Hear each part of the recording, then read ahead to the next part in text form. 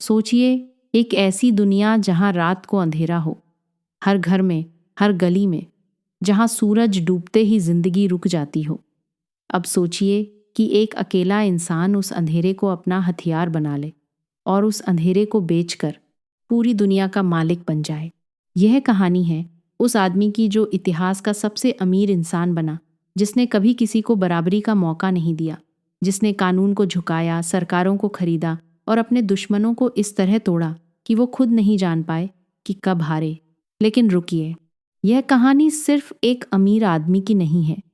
यह कहानी है उस सिस्टम की जो आज भी चल रहा है, उस खेल की जो आज भी खेला जा रहा है, और उस सच्चाई की जो आज भी आपसे छुपाई जा रही है। पार्ट 1 के अंत तक आप जानेंगे कि कैसे एक गरीब लड़के ने पूरी दुनिया की रोशनी अपनी मुट्ठी में बंद कर ली, और पार्ट 2 में आप देखेंगे वो लम्हा जब पूरी अमेरिकी सरकार उस एक इंसान से डर गई। तो शुरू करते हैं। साल 1839, अमेरिका के ओहायो राज्य के एक छोटे से गांव में एक बच्चा पैदा होता है। नाम रखा जाता है जॉन डेविसन रॉकेफेलर। बाप एक घुमक्कड़ था, नीम हकीम, जो नकली दवाइयाँ बेचता था और महीनों घर से गायब रहता था। कभी कभी दो दो बीवियाँ रखता था एक साथ। घर में पैसे नहीं थे, इज्जत नहीं थी, लेकिन जॉन की माँ एलाइजा एक सख्त और धार्मिक औरत थी। उसने अपने बेटे को एक ही बात सिखाई, पैसा कमाओ, पैसा बचाओ और कभी किसी पर भरोसा मत करो। जॉन ने यह सबक इतनी गहराई से सीखा कि यही सबक एक दिन दुनिया बदल देगा। बचपन से ही जॉन अलग था। जब बाकी बच्चे खेलते थे, वो हिसाब लगाता था। 7 साल की उम्र में उसने पड़ोसियों को टर्की के अंडे बेचकर पैसे कमाए। उन पैसों को उसने एक छोटी सी डायरी में लिखा, हर पैसे का हिसाब, हर लेन देन का रिकॉर्ड। वो डायरी आज भी एक म्यूजियम में रखी है और उसे देखकर इतिहासकार हैरान होते हैं, क्योंकि उस डायरी में एक बच्चे का नहीं, एक बैंकर का दिमाग दिखता है। 16 साल की उम्र में जॉन ने स्कूल छोड़ा। एक छोटी सी कंपनी में असिस्टेंट का काम मिला। तनख्वाह थी महीने के $3.5, लेकिन जॉन ने एक भी पैसा बेकार नहीं खर्चा। वो हर रात अपना हिसाब लिखता, हर सुबह अपना काम बेहतर करता, और 2 साल के अंदर वो उस कंपनी का सबसे ज़रूरी इंसान बन गया। लेकिन जॉन की नज़र कहीं और थी। 1859 में अमेरिका में कुछ हुआ जिसने इतिहास की दिशा बदल दी। पेंसिल्वेनिया में एक आदमी ने ज़मीन में एक पाइप डाला और वहाँ से निकला काला, गाढ़ा, बदबूदार तरल पेट्रोलियम तेल। उस वक्त दुनिया में रोशनी के लिए वेल का तेल जलाया जाता था, लेकिन वेल्स कम हो रहे थे और तेल महंगा होता जा रहा था। जब लोगों को पता चला कि ज़मीन के नीचे तेल है जिसे साफ करके जलाया जा सकता है, तो पूरा अमेरिका पागल हो गया। लोग ज़मीन खरीदने लगे, कुएं खोदने लगे, रातों रात अमीर होने का सपना देखने लगे। यह वही दौर था जिसे लोग ऑयल रश कहते हैं। लेकिन जॉन रॉकेफेलर ने कुछ अलग देखा। उसने देखा कि तेल निकालने वाले लोग पागलों की तरह पैसा लगा रहे हैं, लेकिन तेल की कीमत ऊपर नीचे होती रहती है। एक दिन अमीर, अगले दिन कंगाल। यह जुआ है, जॉन ने सोचा, और मैं जुआ नहीं खेलता। उसने एक अलग रास्ता चुना। उसने तेल निकालने की बजाय तेल साफ करने का काम शुरू किया, रिफाइनिंग।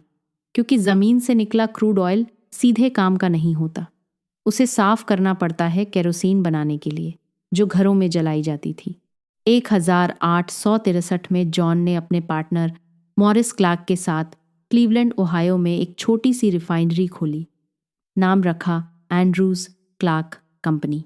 और यहीं से शुरू होती है वो कहानी जो आने वाले 150 सालों तक दुनिया को हिलाती रहेगी। जॉन की रिफाइनरी बाकी सबसे अलग थी। वो हर चीज़ खुद बनाता था। बाहर से बैरल खरीदने की बजाय उसने अपने कारपेंटर रखे। केमिकल खरीदने की बजाय उसने खुद केमिकल प्लांट लगाया। जो वेस्ट निकलता था, तेल साफ करने के बाद उसे भी वो बेचता था। कुछ भी बर्बाद नहीं होता था।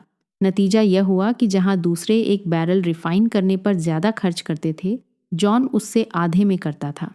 और यही उसका असली हथियार था, कॉस्ट। 1865 में जॉन ने अपने पार्टनर क्लार्क को खरीद लिया, सिर्फ $500 में। उस दिन जॉन रात को घर लौटा और उसने अपनी डायरी में लिखा, आज सबसे बड़ा दिन है मेरी जिंदगी का। वो 26 साल का था।